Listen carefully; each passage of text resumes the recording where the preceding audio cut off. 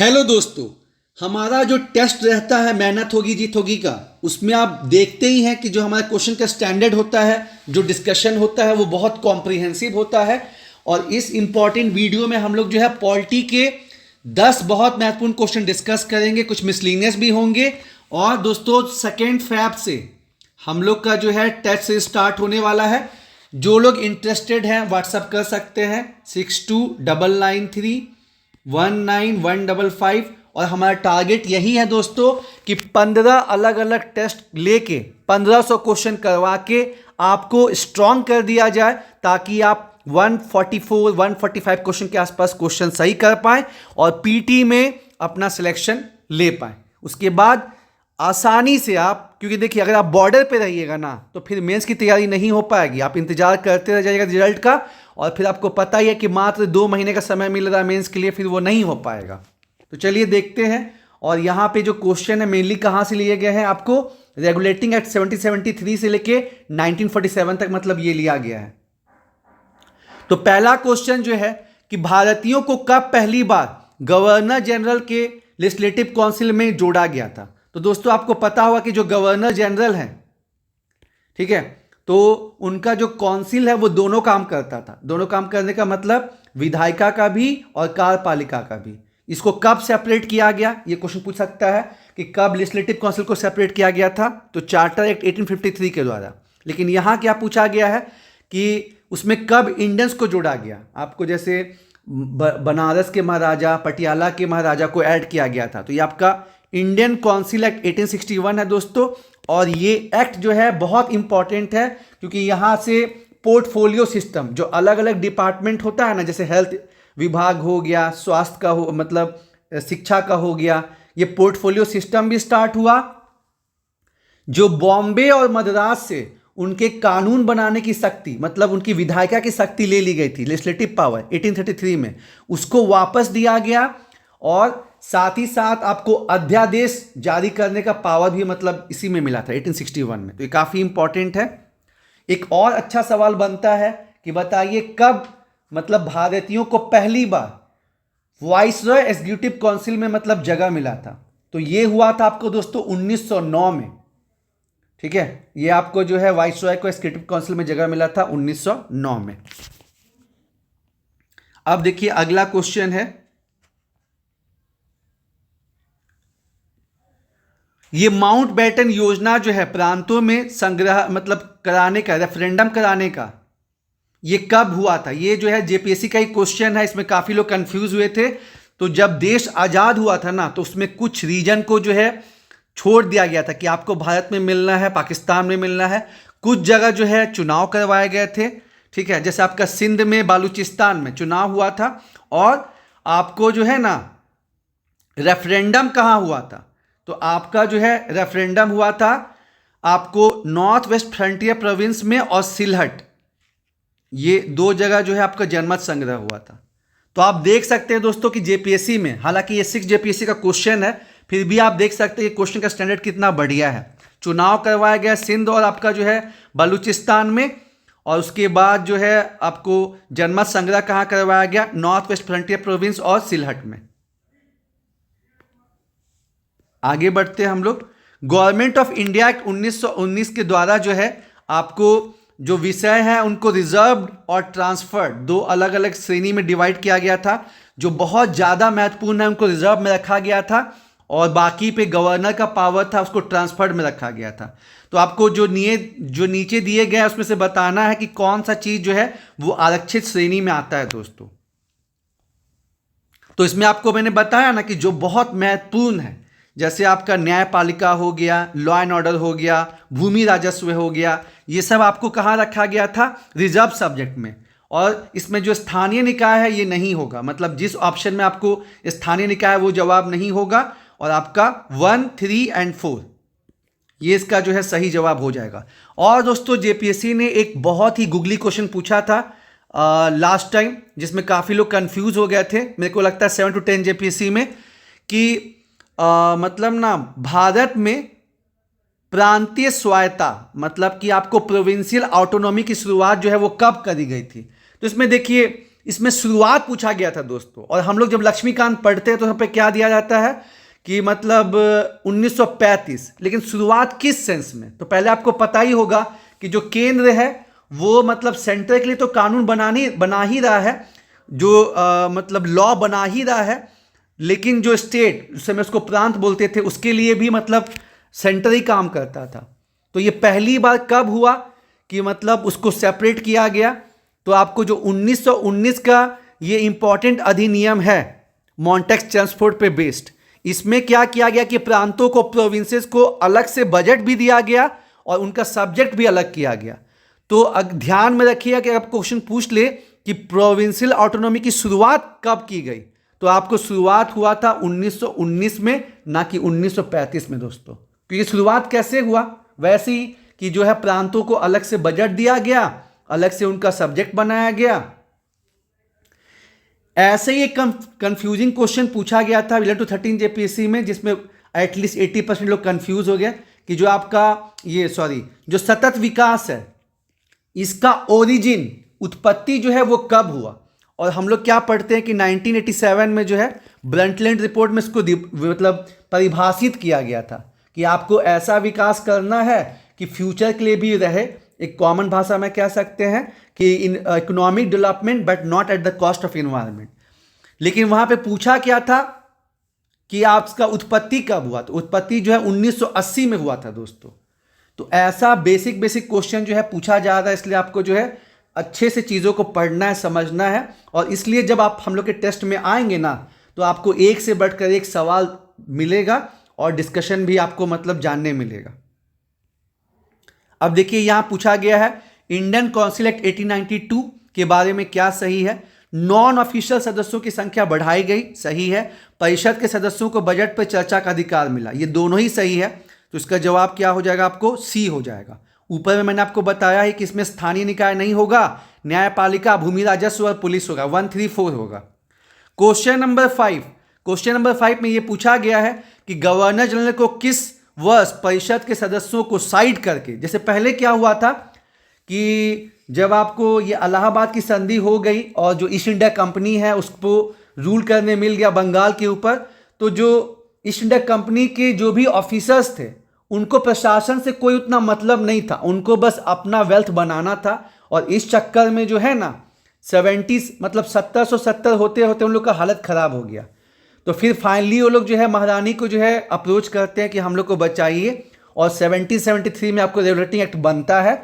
और यहाँ पे क्या बना जाता है? कोर्ट ऑफ डायरेक्टर इंडिया में, ठीक है। कोर्ट ऑफ डायरेक्टर रहता है जिसके अध्यक्ष गवर्नर जनरल ऑफ बंगाल, जो कि कौन बने थे? वैरेन हेस्टिंग्स साहब बने थे।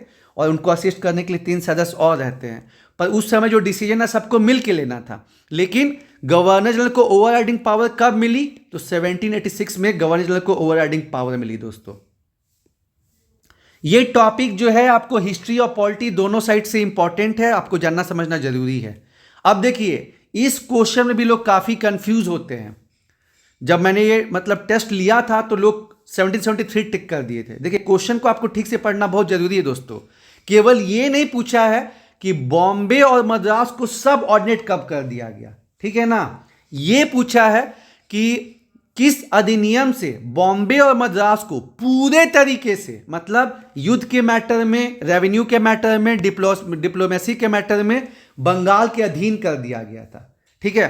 तो यहां जवाब रेगुलेटिंग एक्ट नहीं होगा, यहां जवाब आपका होगा पिट्स इंडिया एक्ट 1784, ठीक है ना। क्योंकि देखिए जैसे मैंने आपको बताया ना कि ईस्ट इंडिया कंपनी के पोजीशन को ठीक करने के लिए, क्योंकि वो लोग से मैनेज नहीं हो पाया था, 1773 में जो है रेगुलेटिंग एक्ट बनाया गया। लेकिन जो प्रॉब्लम है वो शॉर्ट आउट पूरी तरीके से नहीं हुआ। फिर आपका जो है पिट्स इंडिया एक्ट बनाया गया 1784, और उसमें क्या किया गया? बोर्ड ऑफ कंट्रोल को ज्यादा पावर दिया गया कि बोर्ड ऑफ कंट्रोल जो है वो मैनेज करेगा कोर्ट ऑफ डायरेक्टर को, और जो भी ईस्ट इंडिया कंपनी का पॉलिटिकल डिसीजन होगा, ठीक है ना, या फिर आपका जो है लड़ाई झगड़े वाला कुछ भी वैसा मैटर होगा, वो सब कौन देखेगा? Board of control. जो ये कोर्ट ऑफ डायरेक्टर पहले बना था, ये क्या देखेगा? ये बस देखेगा कि किसके साथ बिजनेस करना है, ये सब मतलब देखेगा, ठीक है। और पहली बार जो है भारत को क्या किया गया? पहली बार जो है भारत को मतलब ब्रिटिश का जो है वो टेरिटरी बताया गया, तो 1784 का जो अधिनियम है वो बहुत इंपॉर्टेंट है दोस्तों, ठीक है। चलिए अब आगे बढ़ते हैं हम लोग।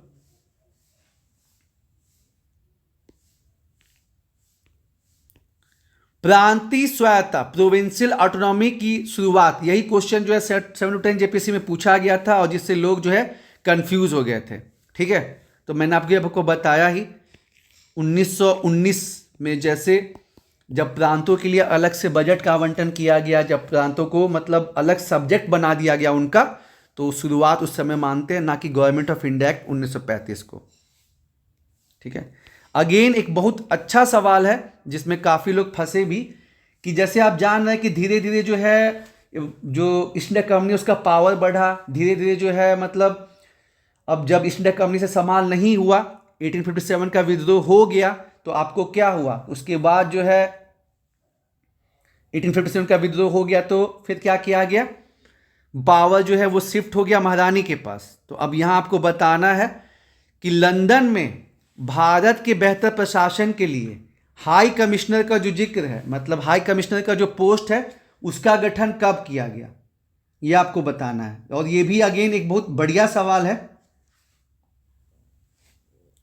तो इसको किया गया मॉन्टेक चेम्सफोर्ड का जो आपका है 1919 के बेसिस पे किया गया। और मैं अब दोस्तों आपको ये कहूँगा कि आप जैसे कि 1909 वाला हुआ, 1919 का हुआ इंडियन काउंसिल एक्ट 1909 हो गया, फिर आपका जो है गवर्नमेंट ऑफ इंडिया एक्ट 1919 हो गया, गवर्नमेंट ऑफ इंडिया एक्ट 1935 हो गया। ये सब को दोस्तों आपको बहुत अच्छे से देखना चाहिए, यहाँ से क्वेश्चन पूछा ही पूछा जाता है। और फिर जो आपको इंडियन इंडिपेंडेंस एक्ट 1947, ये सब आपको और अच्छे से देखना चाहिए। और ये देखिए इतना सारा बदलाव जो किया गया था ना 19 में, इसी के लिए ये प्रपोजल रखा गया था कि बाद में कमीशन का गठन होगा, ठीक है ना। और फिर वही इसी के में बहुत सारा जो बदलाव किया गया था उसको देखने के लिए आपको साइमन कमीशन का गठन हुआ था। और साइमन कमीशन के रिकमेंडेशन को डिस्कस करने के लिए ही जो है 3 बार राउंड टेबल कॉन्फ्रेंस हुआ। और इसी साइमन कमीशन के रिकमेंडेशन पे जो है आपको गवर्नमेंट ऑफ इंडिया एक्ट 1935 तैयार किया गया। बस दिक्कत की बात क्या रही, दिक्कत की बात यही रही कि साइमन कमीशन में कोई भी इंडियन जो है वो शामिल नहीं था, ठीक है, वरना इसका रिकमेंडेशन जो है वो मतलब बहुत ज़बरदस्त रहा। अब देखिए अगेन इस क्वेश्चन में भी काफ़ी स्टूडेंट्स फंसते हैं कि वो कौन सा अधिनियम रहा जिसमें जो लोकल गवर्नमेंट है, स्थानीय सरकार, उसको टैक्स लगाने का और वसूलने की शक्ति मिली। तो ये किया गया था चार्टर एक्ट 1813 से। और ये इंपॉर्टेंट इसलिए भी है दोस्तों कि चार्टर एक्ट 1813 में जो है आपको क्रिश्चियन मिशनरी को भारत में मतलब काम करने का परमिशन मिला, एंट्री मिला, इंपॉर्टेंट है, ठीक है। जो चार्टर ये सेंट हेलेना एक्ट 1833 है, ये भी बहुत इंपॉर्टेंट है चार्टर एक्ट मतलब 1833 वाला, क्योंकि जो भारतीयों के साथ भेदभाव होता था और उनको जो रोजगार में मौका नहीं मिलता था तो उसको जो है यहाँ पे अलाउ कर दिया गया, ठीक है। तो ये भी क्वेश्चन पूछता है कि वो कौन सा एक्ट रहा जिसमें जो है इंडियन के साथ डिस्क्रिमिनेशन खत्म कर दिया गया, उनको जो है रोजगार में मौका दिया जाने लगा। और एक चीज़ दोस्तों ध्यान रखिएगा कि जैसे जो आपका 1773 था तो उस समय तो governor general of Bengal Warren Hastings साहब, उसके बाद 1833 में क्या हुआ कि अब जो है ईस्ट इंडिया कंपनी का पावर और बहुत ज़्यादा बढ़ते गया, तो ये पोस्ट क्या बन गया, गवर्नर जनरल ऑफ इंडिया। और कौन बने, विलियम बेनेटिक जो है वो गवर्नर जनरल ऑफ इंडिया पहले मतलब बने, ठीक है। उसके बाद देखिए मतलब 1909 वाला जो आपका मिंटो रिफॉर्म जो था उससे मुस्लिम्स को जो है सेपरेट इलेक्टोरेट दिया गया था। फिर 1919 में, ठीक है, 1919 में जो है आपको Sikh, Indian Christian, Anglo Indian, ये सब को जो है दिया गया, ठीक है ना, मतलब एंग्लो इंडियन, सिख, ये सब को दिया गया। तो इसमें पूछा गया कि 1935 में मतलब किसको मिला, तो यहाँ पे दलित हो जाएगा दोस्तों, और कुछ महिलाओं को जो है मतलब दिया गया। तो ये इंपॉर्टेंट है, ठीक है, ये बहुत इंपॉर्टेंट है। मुस्लिम को जो है पृथक निर्वाचन का पावर जो है आपको कहाँ दिया गया था, 1909 में, मार्ले मिंटो रिफॉर्म के द्वारा। उसके बाद Sikh, Anglo Indian, Indian Christian, ठीक है, यूरोपियन को दिया गया आपको 1919 में।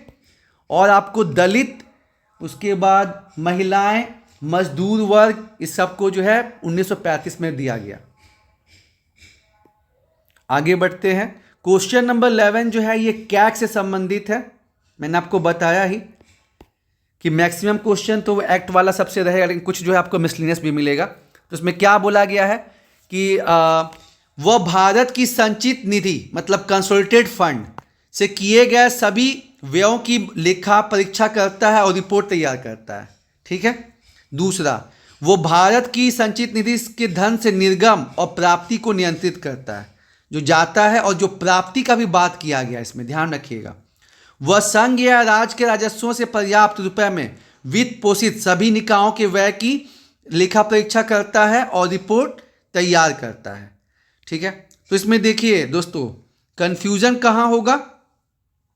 खर्च तो देखता है, लेकिन जो रुपए आते हैं उसका नहीं है, ठीक है ना। पहले था कि कैग दोनों चीज़, जो रुपए आ रहे हैं निकाले जाएंगे उसका भी, जो खर्च होगा उसका भी, सब कुछ देखता था। लेकिन अब कैग किससे डील करता है? जो आपके व्यय होते हैं वो। तो इसमें 2 नहीं होगा दोस्तों, सही जवाब क्या हो जाएगा?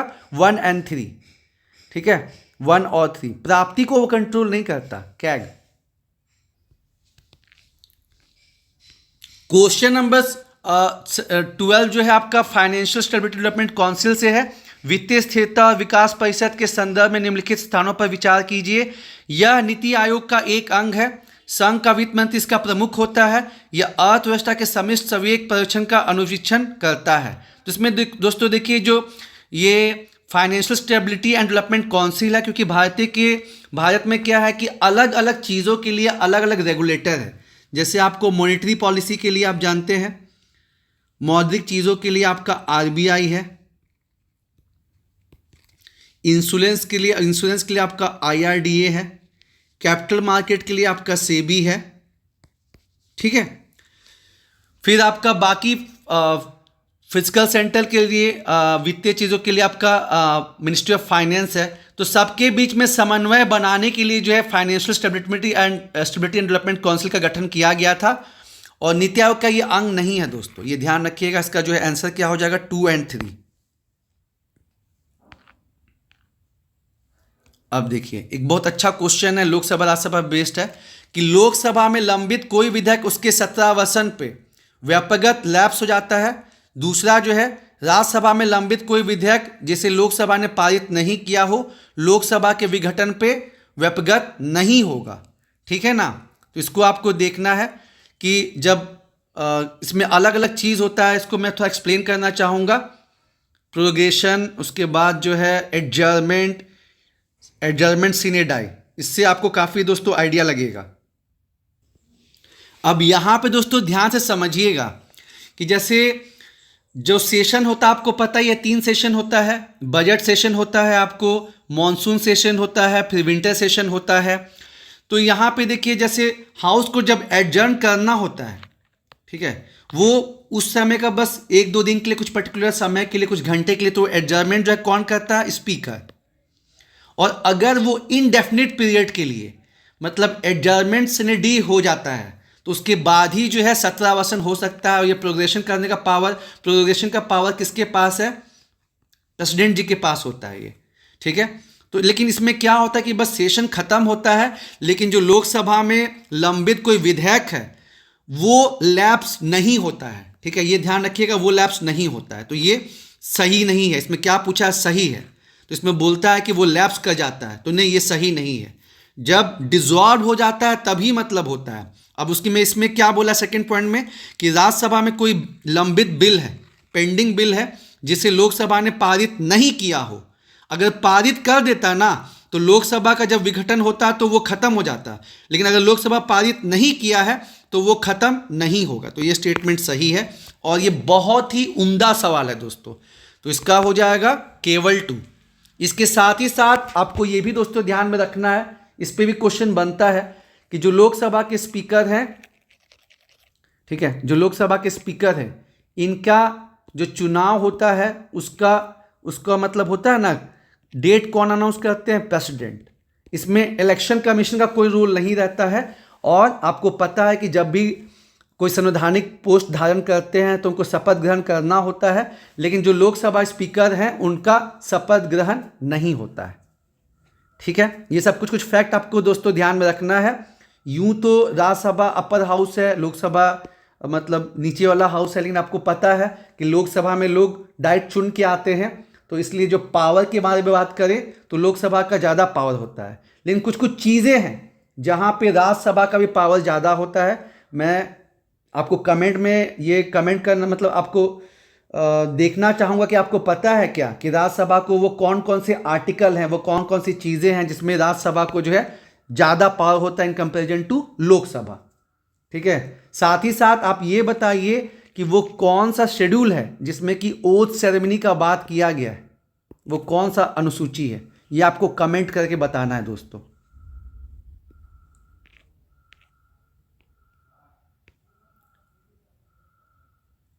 क्वेश्चन नंबर ये 14 जो है, अगेन मैंने बताया कि ये टेस्ट ही जो है उस पर बेस्ड रहा, तो इसमें आपको क्या बताना है। क्वेश्चन नंबर 14 में आपको वही एक्ट दिया हुआ है, किसमें क्या क्या खास चीज़ हुआ आपको बताना है। Pitt's India act, charter act 1830, charter act 1833 और चार्टर एक्ट 1853। तो रोजगार में भारतीयों के विरुद्ध जो भेदभाव को हटाया गया, मैंने आपको बताया ही, वो चार्टर एक्ट 1833। जो विधान परिषद जो है इसका विस्तार किया गया, ये आपका 1853 में है। उसके बाद भारत के मामलों का नियंत्रण करने के लिए क्राउन द्वारा गठित बोर्ड, तो ये आपका 1784 में हुआ।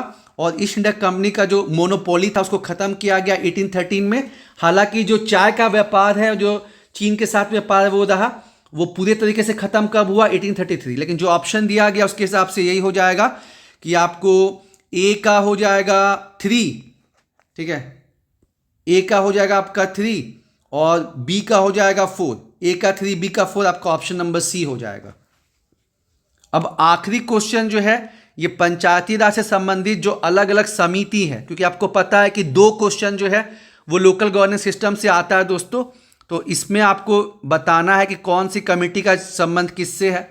तो देखिए, अगर आपको सब नहीं भी पता है ना, कुछ भी पता है, तो आप मैच कर सकते हैं। जैसे कि ये बहुत फेमस है, GVK राव समिति जो है आपका जिला विकास डिस्ट्रिक्ट डेवलपमेंट कमिश्नर के पद का सृजन जो है मतलब ये किया गया। उसके बाद आपको ये भी पता ही होगा कि बलवंत राय मेहता कमेटी के संतुति पे जो है, जो 3 टियर है कि गांव के स्तर पे ग्राम पंचायत, बहुत सा गांव मिला के बनता है ब्लॉक स्तर पे जो है आपका पंचायत समिति। जब आप वीडियो बनिएगा तो इसी का क्या हो जाएगा, वीडियो बन के इसका आप सेक्रेटरी बन जाइएगा, मतलब सचिव होता है। पंचायत सचिव ग्राम पंचायत स्तर पे होता है और आपका पंचायत समिति के स्तर पे वीडियो होते हैं सेक्रेटरी, और जिला परिषद के DDC होते हैं। तो ये 3 टियर स्ट्रक्चर का बाद जो है बलवंत राय मेहता समिति ने किया था। पंचायती राज को संवैधानिक दर्जा दिलाने का बाद जो है वो LM सिंघवी कमेटी के द्वारा हुआ था, और अशोक मेहता समिति जो है वो जिला परिषद और मंडल पंचायत का सृजन वो 2 टियर का बात किए थे, और जो बलवंत राय मेहता ये 3 टियर का, जिला परिषद, पंचायत समिति और ग्राम पंचायत। तो ए का 4, बी का 2 टियर का बात किए थे। GVK राव जो समिति है वो जिला विकास आयुक्त का हो गया, और LM सिंघवी समिति जो है आपका पंचायती राज को संवैधानिक दर्जा दिलाने का बात हो गया। दोस्तों मैं ये भी कहना चाहूँगा कि जो भी आर्टिकल हैं, चाहे पंचायत के हों 243 से O तक, 243 O तक, और चाहे आपके म्यूनसिपैलिटी के हों, सब आपको अच्छे से करना है। अभी नहीं, आज से 10 साल पहले छठे JPSC में डिस्ट्रिक्ट प्लानिंग कमेटी का गठन का जिक्र पूछ लिया गया था, जो आर्टिकल 243ZD में है। ठीक है ना। नॉर्मली हम लोग क्या करते हैं कि हम लोग जो पंचायत वाला है कि अच्छा पंचायत में कहाँ कौन सा आर्टिकल है जिसमें महिलाओं को मतलब SC ST को आरक्षण का बात किया गया 243D, कहाँ पे जो state finance commission, state election commission का बात कहाँ किया गया, ये सब देखते हैं। लेकिन जो है हम लोग ये म्यूनसिपैलिटी में, नगर निकाय में, नगर पालिका वाला जो है उसमें नहीं देखते हैं। और अब तो मतलब यहाँ पे जो है नगर पालिका का चुनाव होने भी वाला है, नगर निकाय का चुनाव होने भी वाला है। तो ये दोस्तों आपको ध्यान में रखना है। उम्मीद है यहाँ से आपको आइडिया लग गया होगा कि हम लोग का जो क्वेश्चन का स्टैंडर्ड है वो कैसा रहता है, और जो डिस्कशन है वो हम लोग का किस हिसाब से होता है। तो जो लोग भी इंटरेस्टेड हैं जल्दी से कांटेक्ट करिए, क्योंकि सीट्स भर रही हैं। 6299319155। और हम लोग का क्या प्लान है वो मैंने आपको डिस्क्रिप्शन में और कमेंट बॉक्स में दोनों जगह दिया है कि कैसे हम लोग टारगेट 150 को अचीव करेंगे। जिन्होंने नहीं देखा उसको जरूर से देखिए दोस्तों।